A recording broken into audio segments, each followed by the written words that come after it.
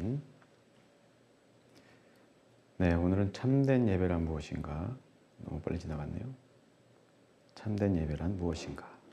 에 대해서 함께 나누도록 하겠습니다. 네, 제가 몇 번 말씀드리기도 했지만 교회에 다니면서 가장 많이 듣는 말 중에 하나가 주일 성수하라 이런 말이죠.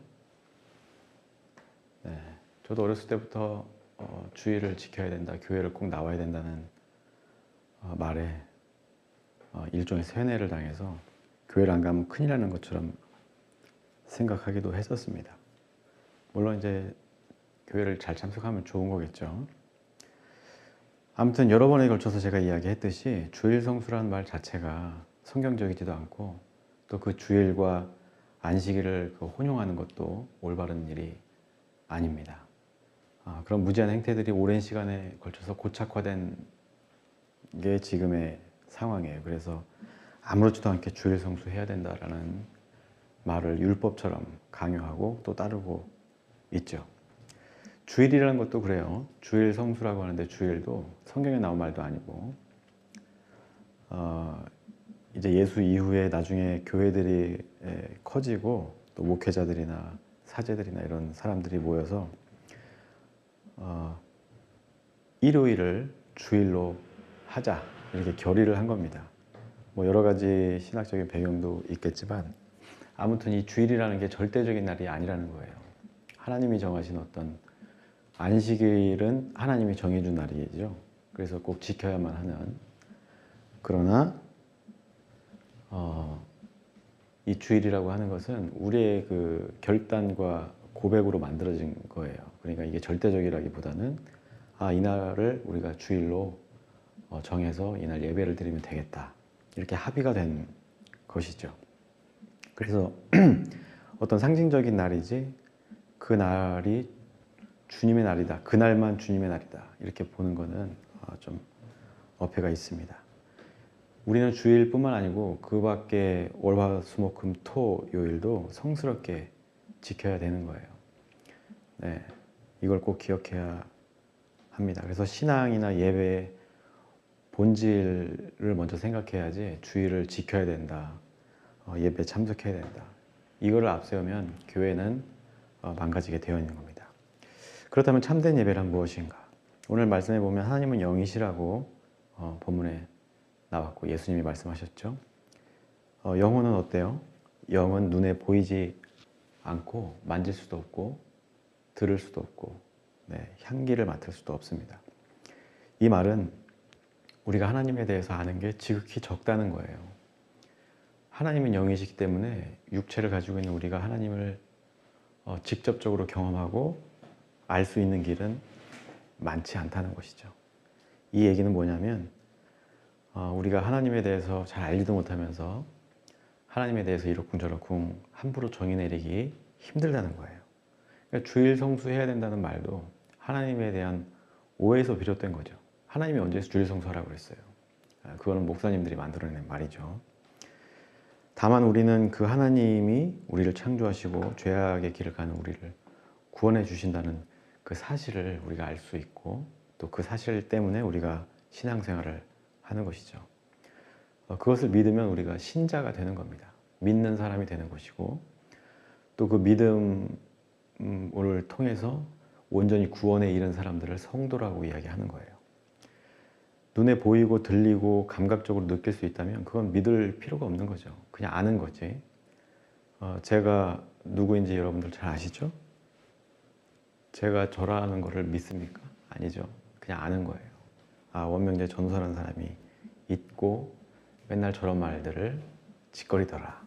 이렇게 아는 거죠. 근데 제가 하는 말에 동의를 하고 그 말을 곱씹어 보면서 우리가 어떻게 신앙생활을 해야 될까를 고민하고 살아간다면 이제는 저를 믿는 게 아니라 구원을 믿고 하나님을 제대로 믿게 되는 것이죠. 그래서 이제 이 알 수 없는 존재를 믿는 거 이거 조심해야 됩니다. 우리가 믿어야 될 것은 가장 핵심적인 건 하나님이 우리를 창조하셨고 그런 우리를 하나님이 구원해 주신다. 사랑하신다.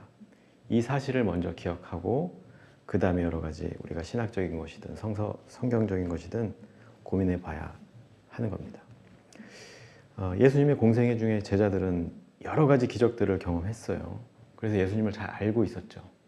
누구보다 예수님에 대해서 잘 알고 있다고 아마 자부했을 것이고, 그래서 당연히 예수를 믿은 것처럼 보이지만 결국 예수님이 궁지에 몰리자 제자들이 다 떠나가는 모습을 볼 수가 있어요. 예수님에 대해서 지식적으로 알고 경험적으로 아는 거지, 예수님이 펼치고자 했던 구원의 역사, 하나님의 인간에 대한 사랑, 이런 것들에 대해서 제대로 이해하지 못했던 거예요. 그렇기 때문에 제자들은 예수님을 제대로 믿은 게 아니라 그냥 잘 알고 있었다 정도였던 것이죠. 눈에 보이는 사실만 믿은 거예요. 그냥 아는 거죠.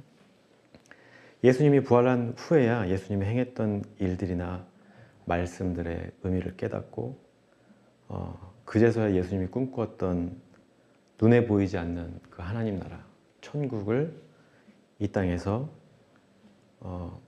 실현시킬 수 있다는 그 믿음을 갖게 된 거예요. 하나님 나라를 꿈꾸게 된 것이죠.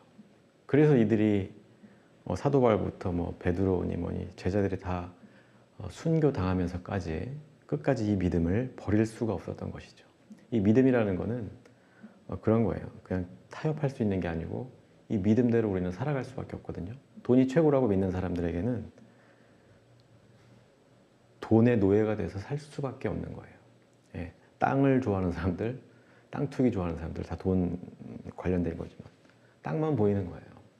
예, 그래서 예수님의 나라, 하나님의 나라를 꿈꾸는 사람들은, 그것을 믿는 사람들은 그거밖에 보이지 않아요. 세상이 나에게 어떤 공격을 하든 나를 죽음으로 몰아넣든 결국에는 끝까지 그 하나님 나라의 길을 걷게 되는 것이죠. 이것이 진정한 믿음이고, 이러한 사람들이 드리는 예배가 진정한 예배가 되는 것이죠. 아무튼 우리는 그 하나님의 선한 결정, 우리를 구원하시겠다고 하는 결정을 받아들이고 감사하면서 그 구원의 의미를 날마다 되새기고, 나 또한 누군가에게 이러한 구원의 손길을 보내는 삶을 살아내는 것이 참된 예배이고 제대로 된 믿음이라는 것을 우리가 꼭 기억해야 합니다. 이 믿음은 예수님의 구원이 이례적으로 끝난 사건이 아니라 이 믿음을 가지고 예배하는 모든 순간을 통해서 날마다 이 예수님의 사랑, 예수님의 구원이 재현되는 거예요. 예. 영원한 은총이라는 것을 이해해야 하는 것이죠. 이 구원이라는 것이. 이러한 믿음이 전제된 예배가 진짜 예배이고 참된 예배인 거예요. 눈에 보이진 않지만 영의 세계와 같은 그런 천국, 하나님 나라를 꿈꾸면서 예배 드리는 것, 그것이 참된 예배다. 네, 이것이 결론적으로 제가 드리고 싶은 말씀이에요. 바쁘신 분은 이제 주무셔도 되고 어디 가셔도 되고, 아무튼 지금 현실을 보자면 절대 이런 천국이 이 땅에서 실현될 것 같지 않아 보이죠. 네. 이놈의 윤석열 정권 언제 끝나나 나를 세고 있는데 세워지지가 않을 정도로 지금은 각자 도생하면서 일단 나부터 살고 보자는 그런 분위기가 만연해 있습니다. 나만 아니면 된다, 이런 분위기가 팽배하고, 결국 이런 분위기 속에서 가장 힘없고 낮은 곳에 있는 사람들이 죽어나가죠. 하루에 평균 2명 정도가 노동자가 산업재해를 입어서 죽는다고 해요. 지금도 어딘가에서는 그렇게 죽어나가고 있을 거예요. 네. 얼마 전에 어떤 젊은 친구가 아르바이트 하다가 그 혹서기에 그 뜨거운 주차장에서 일하다가 급사했죠. 네. 이런 일들이 비일비재하게 일어나고 있고, 다만 뉴스에 나오지 않을 뿐인 것이죠. 또 교사도 죽어나가고, 또 어떤 회사의 갑질 때문에 우울증에 시달리고 또 자살을 하고, 이런 일들이 적지 않습니다. 이렇게 죽어나가는 사람들 보면 대부분 비정규직이거나 아니면 이렇게 외주 주었던 그 회사에 박봉에 시달리는 사람들이 대부분이더라고요. 아무튼 자연재해나 이태원 참사나 또 헌법이 부여한 노동조합 운동을 부정하면서 물리력으로 그 쟁의 행위를 막는 이 정부, 이런 것들을 보면서 참 서글픈 일이 아닐 수가 없다는 생각을 합니다. 돈 없는 사람은 작은 일에 큰 처벌을 받고 돈 있고 빽 있는 사람들은 큰 죄를 저질러도 단순하게 넘어가는 이런 것들을 보면서 자연재해로 돌아가신 분들이나 이태원 참사나 뭐 세월호 같은 희생자들 당연한 결과로 나타나는 사회 현상인 것이죠. 네, 언제까지 이것을 우리가 목도하고 있어야 되는지 모르겠어요. 아무튼 이런 상황 속에서도 주일날 예배 장소에 모여서 주여 주여 한다고 해서 그게 진정한 예배가 될까요? 세상은 미쳐 돌아가고 있고 또 약자들은 신음하고 있는데 우리끼리 모여서 카타르시스에 젖어서 주여 주여 하면서 일종의 어떤 심리적인 안정감을 찾으려고 하는 이런 예배가 과연 옳은 예배가 될 수 있느냐, 우리가 스스로에게 묻지 않을 수 없습니다. 그렇게 예배 나가서 보이지도 않는 하나님을 소환하면서 내 입맛에 맞는 하나님이 되어달라고 기도하는 게 이게 무슨 기도입니까? 복을 달라, 건강을 달라, 물질의 축복을 달라. 하나님을 겁박하는 거예요. 이건 예배가 될 수가 없는 것이죠. 1년에 52주인데 52주 내내 그렇게 예배 드린다고 하면 하나님의 마음이 얼마나 아프실까 이런 생각을 해봅니다. 또 사람들은 그 52주라는 시간 52일을 그냥 내다 버리는 것이죠. 그냥 난 예배 나왔다 이걸로 그냥 스스로 만족하고 스스로 자유하는 것이죠. 우리가 아무리 열심히 52주 동안 빠지지 않고 예배 드리고 또 저녁 예배, 수요 예배, 금요 예배, 새벽 예배를 다 나간다고 할지라도 우리가 천국을 꿈꾸지 않는다면, 하나님 나라를 꿈꾸지 않는다면, 그래서 그것들을 나를 통해서 이 땅에 이루어 나갈 의지가 없다고 한다면 그 모든 예배는 헛것이 되고 마는 겁니다. 시간 낭비하는 것이고 오히려 예배가 아니라 하나님을 조롱하는 것과 마찬가지가 되는 거예요. 이게 참 중요한 말입니다. 꼭 기억하시고, 하나님은 영과 진리로 예배하는 자를 찾는다고 예수님 말씀하셨어요. 하나님은 영이다. 이게 무슨 말이겠어요? 하나님은 어디에나 계신다는 거예요. 이 말은 장소뿐만이 아니고 어떤 시간에도 존재하고 나와 함께 하신다는 것이죠. 그래서 우리가 주일에만 예배 드린다, 주일에만 하나님 나라를 위해서 애쓴다, 이건 상당히 논리적으로도 왜곡된 인식입니다. 그래서 우리가 언제 어디서 예배 드리느냐는 사실 그렇게 크게 중요한 게 아니에요. 다만 교회라는 조직으로서 운영도 해야 되고 또 여러 가지 사무적인 일도 치러야 되기 때문에 주일을 정해서 예배 드리는 거는 나쁜 건 아닙니다만 그 주일을 무조건 고집하고 그 시간에 나오지 않으면, 그 시간에 예배 드리지 않으면 큰일 나는 것처럼 얘기하는 것은 본질을 호도하는 것이죠. 네. 하나님의 영은 어디에나 계신 거예요. 특히나 이 하나님의 영은 낮은 곳에 임하시는 거예요. 낮고 천한 곳, 하나님의 구원의 손길이 필요한 곳에 하나님이 함께 하시는 거예요. 예수님도 가장 낮고 천한 말구에서 태어나셨죠. 이게 상징하는 바가 큰 거예요. 하나님은 돈 있고 힘 있고 빽 있는 사람 곁에도 계시겠지만 하나님의 그 마음은, 하나님의 영은 낮은 곳으로 흘러서 가난하고 배고프고 아픈 외로운 사람들 곁에 계시다는 거예요. 이런 차원에서 본다면 우리가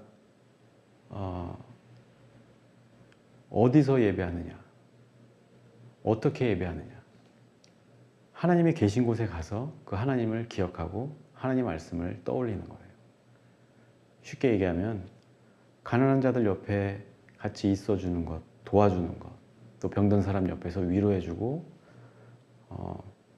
도와주는 것, 약자를 배려하는 곳, 그곳이 우리가 예배하는 장소이고 시간인 거예요.